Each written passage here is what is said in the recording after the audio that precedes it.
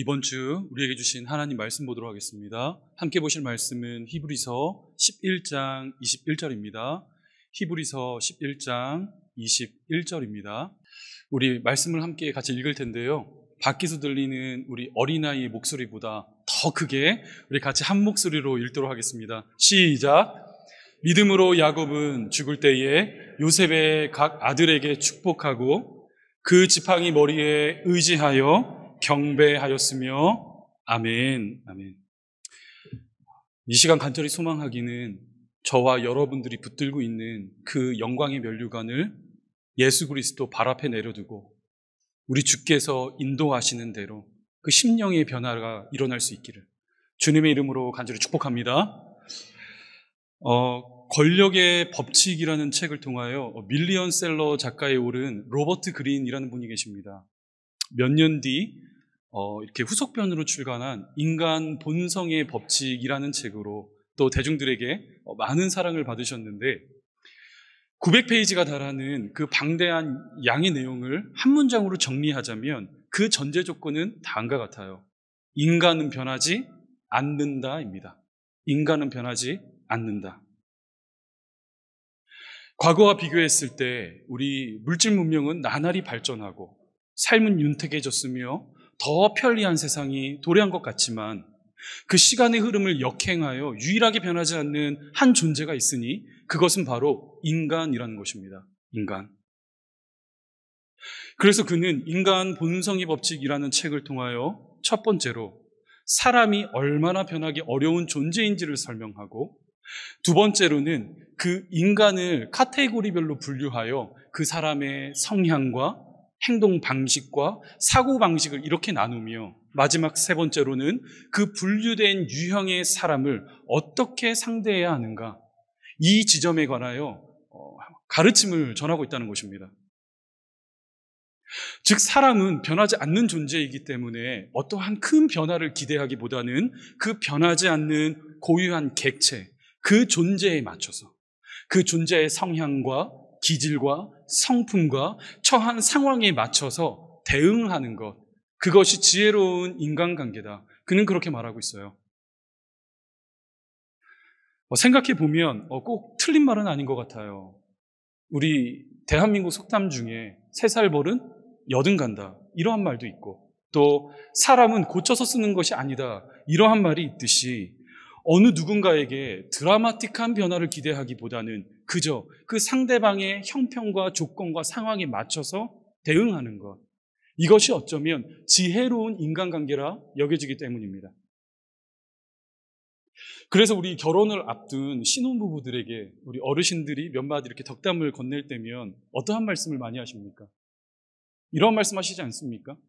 서로 바꾸려고 너무 노력하지 마십시오. 그냥 있는 그대로 서로 맞춰서 살아가십시오.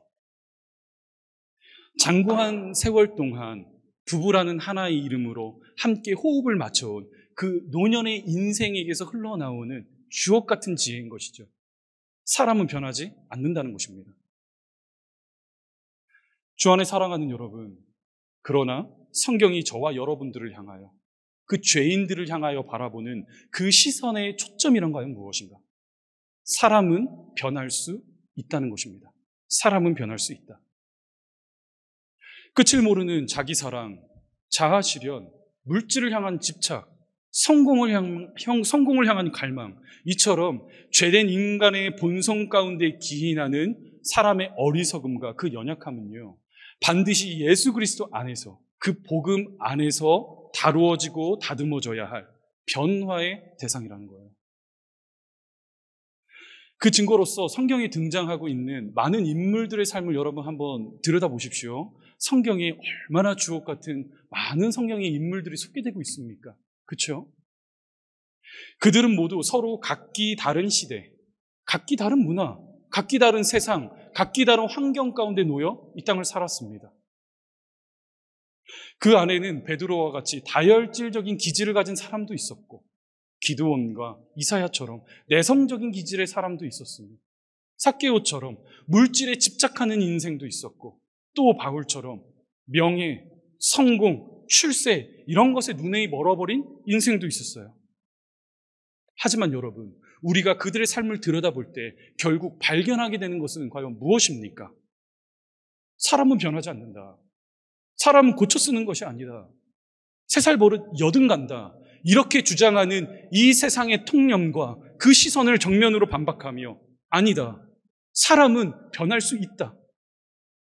그 사람이 10년 가운데에 예수 그리스도를 만나 그 복음의 흔적이 놓여져 있고 주님의 일하심이 무엇인지 경험한 그 인생은 그 사람이 어떠하든지 간에 많은 것을 가졌고 많은 것을 가지지 못했든지 간에 그 사람의 실력과 사회적 지위와 성품이 어떻든지 간에 그 모든 것을 뛰어넘어 사람을 만지시고 빚어가시는 하나님의 그 영광스러운 손길이 성도의 인생 가운데 놓여져 있다는 이 진리를 우리는 발견하게 된다는 것입니다. 주 안에 사랑하는 여러분, 그런 맥락에서 우리가 오늘 함께 살펴보실 인물은 야곱입니다. 야곱은 성경 전체에서 그 어떤 인물들보다 하나님의 손에 의해 변화된 대표적인 인생이다. 우리가 이렇게 말할 수가 있는데, 자, 그렇다면 히브리서 기자가 소개하고 있는 야곱이란 대체 어떠한 인물인지 우리 말씀 한번 확인해 볼까요? 오늘 본문입니다. 히브리서 11장 21절. 우리 같이 한번 읽어볼까요? 시작. 믿음으로 야곱은 죽을 때에 요셉의 각 아들에게 축복하고 그 지팡이 머리에 의지하여 경배하였으며. 자, 이제 히브리서 기자는 어떻게 말하고 있죠? 야곱은 믿음으로 죽을 때에 요셉의 각 아들들에게 축복하였다라는 증언을 남기고 있습니다. 이 야곱이라는 사람은요, 우리가 지난주에 살펴보았던 것처럼 이삭과는 전혀 다른 삶을 살았던 인생이에요. 그의 삶에는요, 셀 수도 없는 무수한 실패, 어려움, 고난, 좌절을 경험했던 인생입니다. 그런데 히브리서 기자는 그 과거의 시간들을 다 건너뛰고는 딱 한 줄로 요약하며 야곱은 믿음으로 죽을 때에 그 자녀들을 축복하였다라는 다음과 같은 진술을 남기고 있다는 거예요. 노년의 그 마지막 시점을 주목하고 있다는 것입니다. 사실 부모가 자녀를 축복하고 그 앞길을 격려하는 모습, 여러분 뭐 특별한 일입니까? 그렇죠? 대단한 일이 아니에요. 부모라는 이름으로 누구나 하는 행동입니다. 믿음을 사용하지 않아도, 예수를 영접하지 않아도, 믿는 자가 아니라 하더라도 모든 부모들에게 그 마음에 공통적으로 자리하고 있는 마음이다. 우리는 이렇게 말할 수 있을 거예요. 그리고 어떤 면에서 보았을 때 여러분들도 이 야곱과 같은 신앙으로 이 땅을 살아가고 있다. 우리는 이렇게 말할 수가 있는데, 한번 자신의 삶을 잠시만 뒤로 돌려보십시오. 처음 이 낯선 캐나다 땅을 향해 나올 때에, 그 비행기에 몸을 실을 때에 여러분들의 심중에는 어떠한 생각이 자리하고 있었습니까? 자녀들이 놓여져 있었잖아요. 그렇죠? 내가 비록 조금 고생하더라도, 내 몸이 조금 고되더라도 우리 자녀들에게 더 나은 미래와 더 좋은 기회를 선물할 수 있다면 그 모진 그 어려운 시간들 내가 다 감당하겠다, 내가 다 짊어지겠다, 이렇게 결단하며 오늘 이 순간까지 우리 부모 세대된 여러분들 살아오신 것 아니겠습니까? 하지만 여러분, 오늘 본문이 말하고 있는 믿음으로 야곱은 죽을 때에 요셉의 각 자식들, 그 아들들을 축복했다라는 이 진술은요, 그냥 제가 조금 전에 말씀드린 대로 부모라면 마땅히 모두가 품고 있는 그 동일한 마음, 그 염원, 그 갈망을 말하고 있는 것이 아니라 눈에 보이지 않는 그 무엇인가가 야곱의 삶에는 놓여져 있다는 것입니다. 그리고 이 지점을 파악하기 위해서는 우리는 반드시 그 야곱이 자라왔던 그의 성장 배경, 그 환경을 들여다볼 필요가 있는데, 성경은 이제 야곱의 탄생에 관하여 참 흥미로운 진술을 남기고 있어요. 우리 말씀 한번 확인해 볼까요? 창세기 25장입니다. 창세기 25장 24절부터 26절 제가 읽겠습니다. 그 해산 기한이 찬즉 태희에 쌍둥이가 있었는데 먼저 나온 자는 붉고 전신이 털옷 같아서 이름을 에서라 하였고, 후에 나온 아우는 손으로 에서의 발 뒤꿈치를 잡았으므로 그 이름을 야곱이라 하였으며. 자, 여러분 보시는 것처럼 이 야곱이라는 이름의 뜻이 무엇이라고요? 어떤 뜻입니까? 여러분 초등학교 나오셨죠? 야간 나오신 거 아니잖아요. 이거 충분히 맞출 수 있는데, 야곱이라는 이름의 뜻이 무엇이라고요? 발 뒤꿈치를 잡은 자라는 뜻이에요. 그는 어머니의 모태로부터 태어날 때에 쌍둥이 형인 에서의 발 뒤꿈치를 꽉 붙들고 태어난 인생이다. 이렇게 야곱의 탄생에 관하여 창세기 기자는 흥미로운 진술을 기록하고 있다는 것입니다. 그리고 야곱은 정말 그 이름처럼 이 땅을 살아갈 때에 어느 누군가의 발 뒤꿈치를 붙들고 자신의 쪽으로 힘껏 끌어당겨서라도 내가 원하는 것이 있다면 반드시 쟁취하고야 말겠다. 이러한 놀라운 집념을 보인 사람이었다는 것입니다. 이에 대한 증거로서 장자권과 축복권의 사건을 여러분 잠시만 한번 눈여겨보세요. 우리 창세기 25장 계속해서 이어지는 말씀이죠. 야곱이 죽을 쏘았더니 에서가 들에서 돌아와서 심히 피곤하여 야곱에게 이르되 내가 피곤하니 그 붉은 것을 내가 먹게 하라 한지라. 지금 어떠한 상황이냐? 그 큰 형님인 에서는요, 사냥을 하던 사람이었잖아요. 그래서 가족 식구들을 먹이기 위해 들에 나가 열심히 사냥을 하다가 이제 기진맥진한 모습으로 돌아오게 되었습니다. 그런데 때마침 야곱은 무엇을 하고 있었냐? 그 형님이 돌아오는 시간을, 타이밍을 딱 계산하고는 그 문 앞에 나가 죽을 쓰고 있었다는 거예요. 그러자 에서는 너무 심히 배고프기 때문에 아우야, 나에게 그 팥죽 한 그릇만 다오. 이러한 요청을 하였더니 야곱이 어떠한 반응을 보이게 되느냐? 은밀한 거래를 하기 시작했다는 것입니다. 이어지는 33절. 야곱이 이르되 오늘 내게 맹세하라. 에서가 맹세하고 장자의 명분을 야곱에게 판지라. 오늘날 많은 성도들은 이 말씀을 보면서 참 에서가 참 어리석다. 어떻게 팥죽 한 그릇에 장자권을 팔 수가 있느냐, 이렇게 생각하실 줄은 모르겠지만 그 모습과 더불어요, 어떠한 수단과 방법을 가리지 않고 내가 원하는 것을 쟁취하고야 말겠다는 그 야곱의 연약함과 어리석음이 말씀 가운데 여과없이 등장하고 있다는 거예요. 또 어디 그뿐이겠습니까? 축복권의 사건도 마찬가지예요. 창세기 27장입니다. 내 형 에서는 털이 많은 사람이요 나는 매끈매끈한 사람인즉 또 염소 새끼의 가죽을 그의 손과 목에 매끈매끈한 곳에 입히고 야곱이 아버지에게 대답하되 나는 아버지의 맏아들 에서로소이다. 아버지께서 내가 명하신 대로 내가 하였사오니 원하건대 일어나 앉아서 내가 사냥한 고기를 잡수시고 아버지 마음껏 내게 축복하소서. 어떠한 모습입니까? 눈이 먼 그 아버지 이삭을 속여서라도 내가 원하는 것을 쟁취하고야 말겠다. 어느 누군가의 마음을 아프게 하고 그 심령을 상한다 하더라도 필요 없다. 내가 중요하다. 이처럼 오직 자신의 자아만을 외치던 인생. 그것이 바로 야곱이었다는 것입니다. 따라서 그에게 있어 복이란 과연 무엇입니까? 그에게 있어 그가 인식하고 있는 축복이란 과연 무엇이죠? 어느 누군가에게 흘러가고 나눠지고 분배되어지는 그러한 개념이 아니라 나의 유익을 위하여 이 세상에서, 이 땅에서 나의 자아 실현을 위하여 사용되어지는 도구에 불과했다는 거예요. 이것이 바로 오늘날 이 세상이 말하는 변하지 않는 그 인간, 그 죄된 본성에 기인한 인간의 죄된 성향, 본능, 기질, 성품을 말한다는 것입니다. 사랑하는 여러분, 그러나 모두가 알고 있다시피 그 야곱에게 어떠한 변화가 찾아오게 됩니까? 그가 나이를 조금 먹어서입니까? 그가 조금 철이 드니까 그렇게 인생이 변하게 되었습니까? 그렇지 않잖아요. 나이를 먹고 인생의 연륜과 경험이 쌓인다고 해도 인간은 절대로 변하지 않습니다. 성경이 야곱의 변화를 말할 때는요, 정말 구체적으로 정확한 시간과 시점과 그 장소가 어디였는지를 기록하고 있어요. 베델에서 그를 찾아오신 하나님을 만나 그 속사람이 믿음으로 반응하게 된 그 시점부터 절대로 변화하지 않을 것이라 여겨졌던 그 야곱의 모난 성품과 그 성향이 하나님의 손에 의해 다스려지고 다듬어지는 그 점진적인 변화를 그는 경험하게 된다는 것입니다.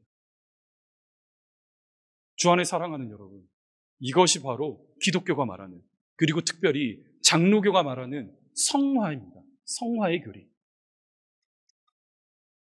예수를 만난 이후로 어느 날 갑자기 급진적으로 아무도 몰라볼 만큼 딴 사람으로 변화하는 것이 아니라는 거예요. 우리의 구원과 신분에는요, 조금도 문제가 없습니다. 흔들림이 없어요. 하나님께서 찾아오셔서 그 인생을 인치시며 너는 내 것이라 주장하셨다면 저와 여러분들에게 임한 하나님의 구원과 그 신분적 자격은요, 조금도 달라지지 않습니다. 하지만 인간은 여전히 죄된 본성과 죄된 관습이 남아 끝까지 낙심하고 쓰러지고 좌절하는 자리로 저와 여러분들이 무너질 수는 있지만, 그러나 우리 자비로우신 아버지께서 당신의 백성들 포기하지 않으시고 우리 구주 예수 그리스도 더 많이 사랑하는 예수 그리스도의 그 성품을 닦기 위하여 간절하게 열망하는 그 성도 삼으실 것을 약속하시는 하나님의 일하심과 그분의 열심이 저와 여러분들과 인생 가운데 놓여 그냥 어느 한 시점, 한 타이밍이 아니라 한 성도의 전 인생을 걸쳐 일어나는 영광스러운 변화, 그 점진적인 변화가 바로 성화라는 두 글자에 놓여져 있다는 거예요. 사랑하는 여러분, 그래서 우리에게 소망이 있는 거예요. 그렇지 않겠습니까? 결코 변하지 않을 것이라 여겨지는 내 고집스러운 남편이, 내 와이프가, 내 자식들이, 그리고 나 스스로가 시간이 가면 갈수록 우리 좋으신 예수 그리스도의 성품 더 담기를 원하며 세상으로부터는 멀어지되 우리 좋은 주님께는 한 발짝 더 다가가는 그 아름다운 변화, 그 변화의 시작이 하나님을 만나 누리는 그 만남으로부터 출발하고 있다. 성경은 그렇게 전하고 있다는 것입니다. 그리하여 평생 동안 남을 속이는 일에는 능숙했고 자신의 이득을 챙기는 일에는 몰두했던 그 야곱이 어떠한 영광스러운 변화를 겪게 됐는지 여러분, 우리 말씀을 한번 확인해 보세요. 창세기 47장 7절부터 10절입니다. 우리 같이 한번 읽어볼까요? 시작.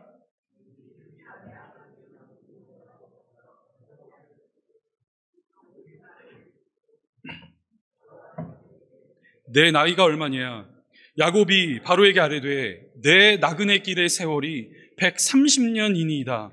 내 나이가 얼마 못되니 우리 조상의 나그네 길의 연조에 미치지 못하나 험악한 세월을 보내었나이다 하고 야곱이 바로에게 축복하고 그 앞에서 나오니라. 어떠십니까? 상상하지 못했던 야곱의 변화이죠. 여러분 한번 생각해 보세요. 한 부족의 그냥 족장 정도가 감히 어디 앞이라고 전 세계를 호령하고 통치하고 있는 그 바로 앞에 나아가 그를 마음껏 축복할 수 있겠습니까? 우리가 알고 있는 그 지난날의 야곱이 더 이상 아니라는 거예요. 그 지난 130년 동안 험악한 세월을 보냈던 그 장구한 시간 동안 야곱을 만나시고 그 심령을 붙드신 하나님께서 그 연약한 한 사람 포기하지 않으시고 끝까지 빚어가심으로 말미암아 야곱은 지금 어떠한 모습을 보이고 있다고요? 세상의 권세를 더 이상 세상의 권세라 말하지 않으며 그 전 세계를 호령하고 있는 그 바로 앞에 서서 당당하게 그를 축복하고 조금도 고민하지 않는 채 뒤돌아서고 있다는 것입니다. 주 안에 사랑하는 여러분, 그러나 히브리서 기자가 히브리서 11장 21절을 통하여 오늘 이 시대의 성도들에게 진짜 말하고 싶은 야곱의 변화란 무엇이냐? 단순히 그의 기질이 변했다. 그의 성품이 달라졌다. 그냥 부모로서 자녀들을 마음껏 축복했다. 그 지점에 있는 것이 아니라 그는 어느새 열린 영안과 열린 눈을 가지고 하늘에 계신 하나님 그 아버지의 마음을 충만하게 헤아렸을 뿐만이 아니라 앞으로 펼쳐질 이스라엘의 역사, 그 언약 백성의 모습을 내다보고 있었다는 거예요. 즉 창세기 48장의 내용을 오늘 본문은 말하고 있다는 것입니다. 여러분 집에 가서 한번 창세기 48장의 내용을 읽어보세요. 이 48장 안에는 큰 두 가지 그림이 등장하고 있는데 첫 번째는 어떠한 모습이냐?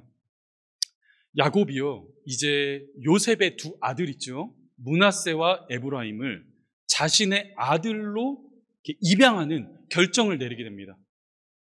창세기 48장 5절입니다. 내가 애굽으로 와서 내게 이르기 전에 애굽에서 내가 낳은 두 아들 에브라임과 므낫세는 내 것이라. 르우벤과 시므온처럼 내 것이 될 것이요.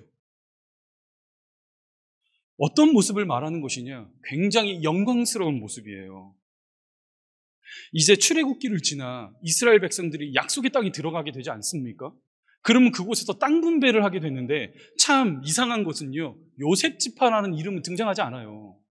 요셉 지파 대신에 누가 등장하게 되느냐? 야곱이 믿음으로 입양한 그 요셉의 두 아들 르우벤과 에브라임이라는 이 두 지파가 합류하여 결국 12지파를 만들어내게 됩니다. 하나라는 하나님의 백성이라는 언약 백성을 구성하는 일에 지금 이 야곱이 믿음의 눈을 사용하고 있다는 거예요. 다들 아시겠지만 성경에서 말하는 숫자 10이 있죠. 이거는 그냥 숫자 12가 아니잖아요. 구약에서의 언약 백성을 의미하는 12지파, 그리고 신약에서 언약 백성을 상징하는 12제자, 그리고 거기에 요한계시록으로 넘어와 완전하고 충만한 10을 3번 곱하여 나타나는 숫자, 그 숫자가 바로 14만 4천이 아니겠습니까? 오늘날 신천지와 같은 이 이단이 말하는 그 잘못된 교리잖아요. 성경을 모르기 때문에, 무지하기 때문에 잘못된 시선으로 왜곡되어 성경을 뒤틀리게 해석하는 것, 그게 바로 그들이 주장한 14만 4천입니다. 하나님의 구원 안으로 들어온 성도들의 숫자가 하나 둘씩 세하려 보았을 때 14만 4천 명이다. 따라서 이 14만 4천 등 안에 들어오기 위해 우리는 열심을 다해야 하고 헌신해야 하고 필요하다면 재산도 갖다 바쳐야 하고 자녀들도 내어주어야 하는 그 인간의 헌신과 노력을 말하는 것이 아니라 성경이 말하는 14만 4천이라는 것은요, 구약의 12, 신약의 12, 거기에 완전하고 충만수 10과 3을 곱하여 나오는 숫자가 14만 4천이에요. 그만큼 하나님께 구원받은 무수히 많은 언약 백성들이 있다는 그 사실을 의미한다는 것입니다. 참 어리석은 주장이죠. 한번 생각해 보세요. 만약 아담으로부터 시작하여 오늘 이 순간에 이르기까지, 그리고 예수 그리스도 이 땅 가운데 다시 오시는 그날까지 하나님의 손에 의해 구원받는 숫자가 14만 4천 명이라고 한다면 저와 여러분들 그 안에 들어갈 수 있겠습니까? 성경에 등장하고 있는 그 주옥 같은 신앙인 선배님들, 죽음과 맞바꾸며 신앙을 지킨 그 선배님들 다 제치고 저와 여러분들이 그 천국에 들어갈 수 있겠어요? 잘못된 주장인 것이죠. 그런데 야곱은 노년의 시점이 되었을 때 어느새 열린 영안을 가지고 앞으로 펼쳐질 그 영광스러운 일들을 내다보고 있었다는 거예요. 그리하여 요셉의 두 아들인 므낫세와 에브라임을 자신의 자녀로, 자신의 아들로 영입을 한 다음 추후 펼쳐질 이스라엘의 12지파를 이루어내는 그 영광스러운 사역을 그가 분별해내며 동참하고 있었다는 것입니다. 그런가 하면 두 번째로요, 그 창세기 48장 후반부에 펼쳐지는 야곱의 행동을 조금만 더 유심히 보십시오. 우리 계속해서 이어지는 창세기 48장 10절부터 14절입니다. 제가 읽을게요. 이스라엘의 눈이 나이로 말미암아 어두워서 보지 못하더라.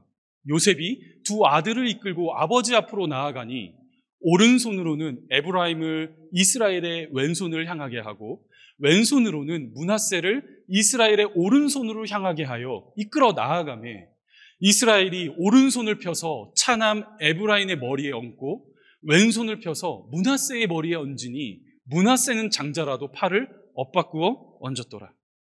자, 여러분, 이 한국말인데 좀 어렵죠? 어떠한 상황인지 이해가 가십니까? 제가 조금 풀어서 설명해 드리자면 이런 상황인 거예요. 이제 요셉이 아버지 그 야곱의 축복을 받기 위하여 두 명의 자식들을 아버지 앞으로 모시고 갔습니다. 데리고 갔어요. 그런데 그 두 자녀를 세울 때 어떻게 세웠느냐? 야곱의 오른편에는 장자 므낫세를 세웠고요. 그 왼편에는요, 차남 에브라임을 이렇게 세운 거예요. 그런데 야곱이 두 자녀들을 축복할 때 어떻게 축복하고 있느냐?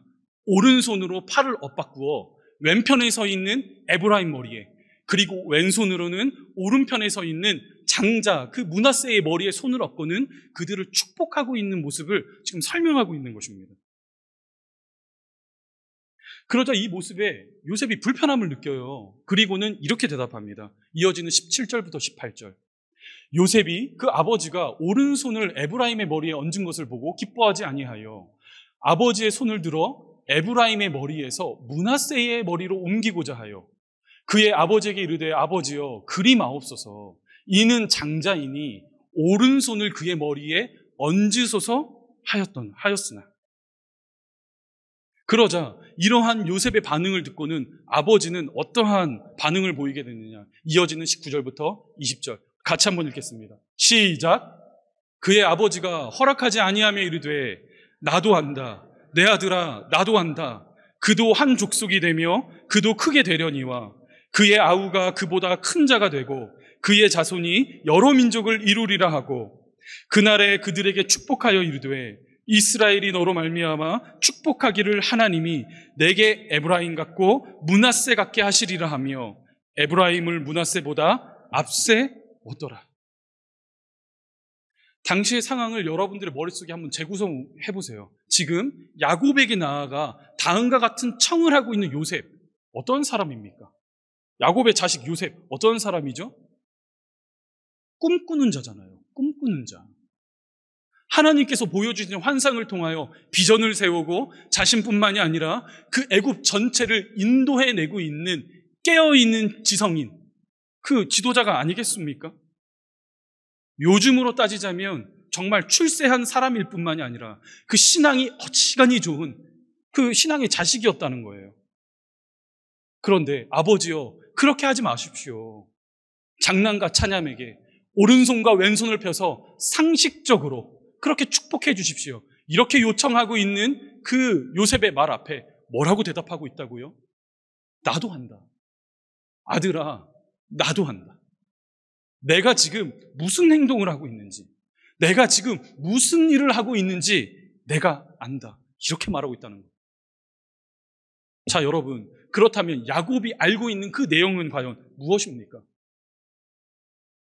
훗날 12지파를 이루게 된 그 이스라엘, 그들이요 가나안 땅으로 들어가 이방 민족들과 피 튀기는 전투를 벌일 때에 가장 앞장서서 가장 강성함으로 프론트라인에 서서 그 배틀에서 승리를 인도해야 할 그 에브라임의 모습을, 그 에브라임의 지파를 내다보며 그 아들을 마음껏 축복하고 있는 거예요. 그 신앙이 좋은 요셉조차도 내다볼 수 없는, 분별해낼 수 없는 일을 야곱은 노년에 이르러 그 모든 상황들을 내다보며 두 아들을 마음껏 축복하고 있는 야곱의 변화와 그 성숙함이 오늘 본문 말씀 가운데 등장하고 있다는 것입니다. 그리고 마지막으로 그는 지팡이를 의지해야만 겨우 몸을 움직일 수 있는 그 육신의 몸을 일으켜 세워 백발의 머리를 숙여 하나님 아버지를 경배하고 있는, 예배하는 일을 끝까지 포기하지 않는 한 신앙의 선배로서, 신앙의 어른으로서의 모습을 자식들에게 유산으로 남겨주고 있다는 것입니다.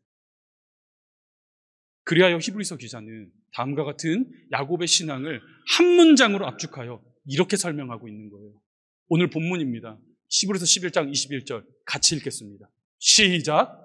믿음으로 야곱은 죽을 때에 요셉의 각 아들에게 축복하고 그 지팡이 머리에 의지하여 경배하였으며. 주 안에 사랑하는 여러분,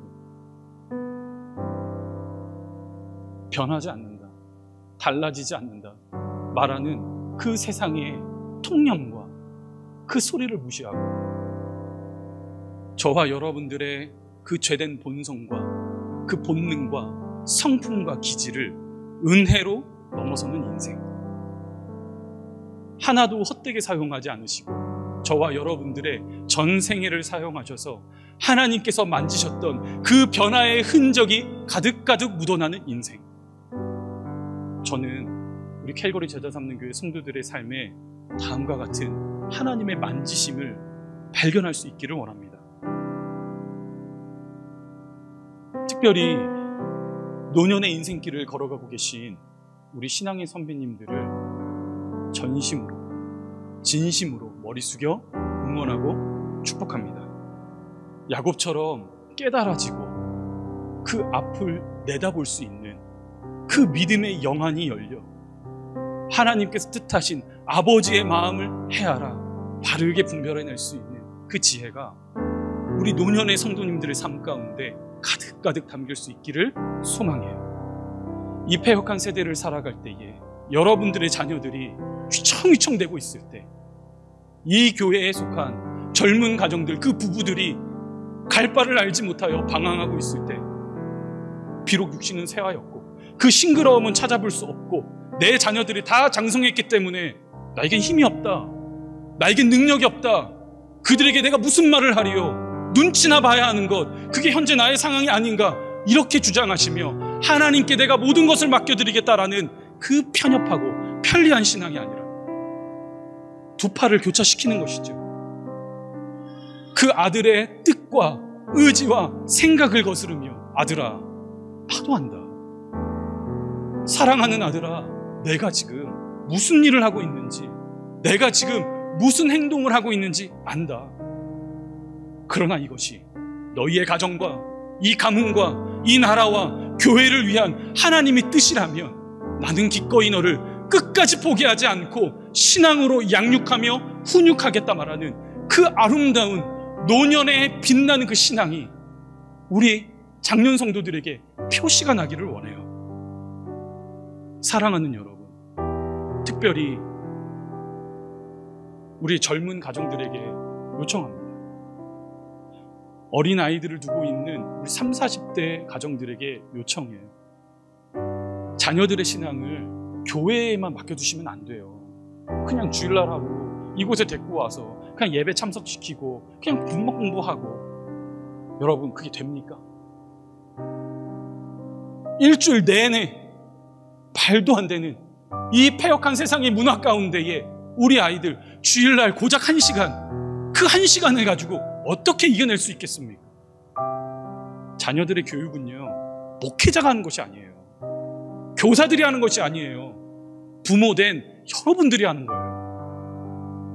하나님의 호흡을 우리 부모들에게 맡겨줬다면, 그 권리와 의무와 책임을 맡겨주셨다면 부모로서 마땅히 그 자녀의 신앙생활을 위하여 전심전력할 수 있는 것, 그것이 저와 여러분들이 해야 할 신앙의 본분입니다.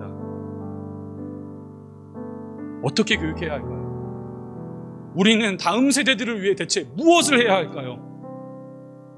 성경은 그 정확한 길을 이렇게 제시하고 있어요.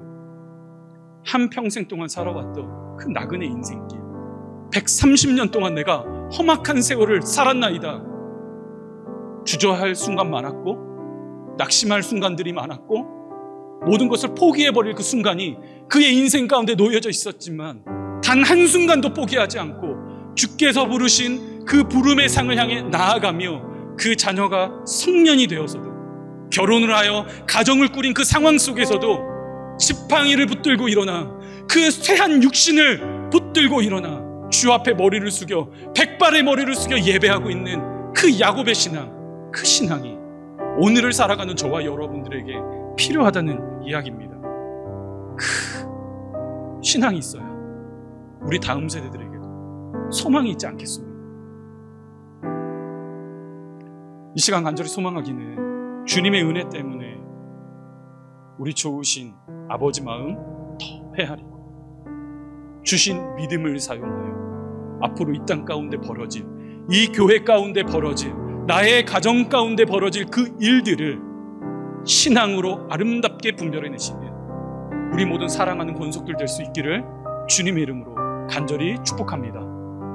우리 함께 기도의 자리에 나아가도록 하겠습니다. 우리 이 시간 기도하실 때에 주신 말씀을 기억하며 믿음으로 분별하여 요셉의 두 자식을 축복한 그 야곱, 거기에서 끝나는 것이 아니라 마지막 그 끝까지 지팡이 머리를 붙들고 일어나 하나님 아버지를 예배하고 있는 그 예배자의 심령이 이 자리 가운데 함께한 우리 모든 권속들에게 부어질 수 있도록 성령 하나님 함께하여 주옵소서. 우리 시간 이 기도 제목을 가지고 우리 기도의 자리에 나아가도록 하겠습니다. 살아계신 하나님 감사합니다. 우리를 하나 되게 하시고 성령이 맺은 띠로 우리 한 공동체로 하나님을 예배하게 하심에 주님 감사합니다. 하나님, 야곱의 그 믿음이, 야곱의 그 신앙이, 야곱의 기기가, 야곱이 변화된 성화의 아름다움이 우리 성도들의 삶 가운데에 가득가득 묻어나기를 소망합니다. 예수께서 보시기에 표시가 나는 인생이 되기를 소망합니다. 하나님, 특별히 기도하옵기는 이 자리 가운데 머리 숙인 우리 사랑하는 노년의 인생들, 하나님 마음껏 축복하여 주옵소서. 주께서 알게 하신 영의 눈이 열리고 쌓여만 가는 영의 지식이 놓일 때마다 우리 자녀들에게 바른 본이 되는 우리 믿음의 어른들 되게 하여 주옵소서.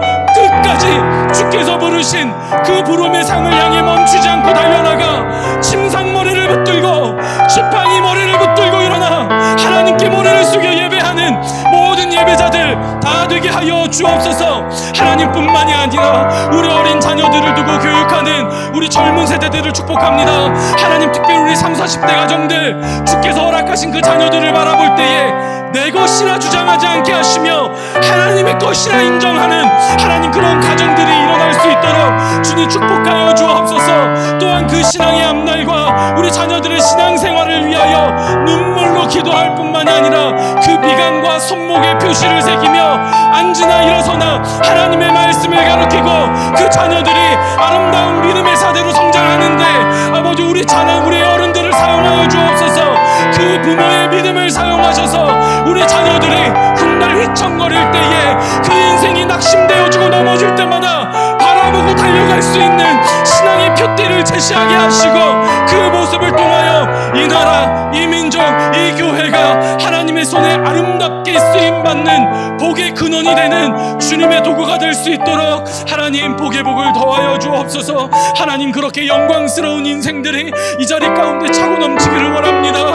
하나님 아버지, 우리 젊은 세대들로부터 시작하여 우리 나이가 많은 노년의 인생에 이르기까지 모두 다 우리 주께서 먹이시고 기르시는 하나님의 양떼 들으니 그 어느 순간도 주께서 잃어버리지 않으시며 내가 성령으로 이를 쳤으니 너의 구원과 구원받은 백성이라는 자격과 그 신분을 내가 끝까지 잃어버리지 아니하노니 너도 끝까지 부름의 상을 향하여 달려가라 요구하시는 그 하나님의 음성을 부당하다 말하지 않고 기꺼이 믿음으로 순종하는 하나님, 우리 모든 이 세대에 우리 신앙인들 될 수 있도록 주님 은혜의 은혜를 더하여 주옵소서. 하나님 축복하시고 그런 교회 되게 하여 주옵소서.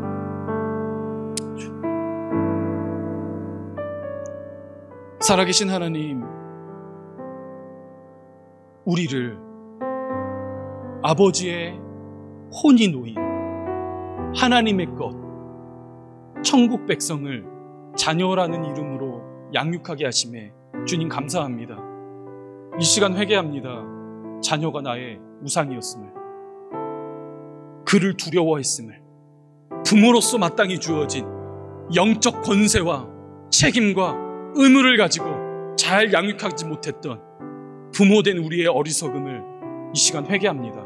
하나님, 성화되게 하소서, 변화되게 하소서.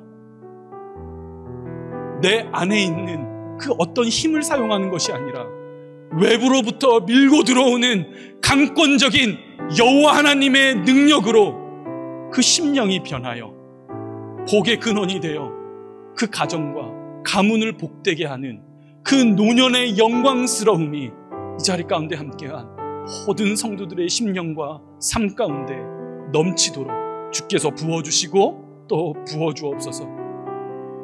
하나님, 우리 다음 세대들을 마음껏 축복합니다.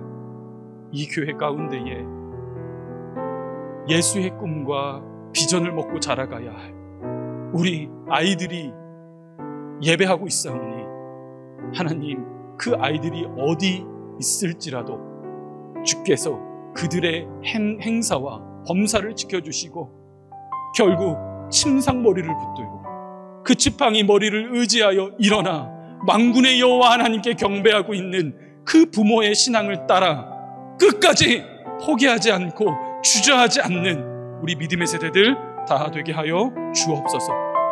그런 영광스러움을 이 교회 가운데에 우리 각 사람에게 허락하실 하나님 아버지를 기대하옵고 이 모든 말씀 살아계신 예수님의 이름으로 기도하옵나이다. 아멘.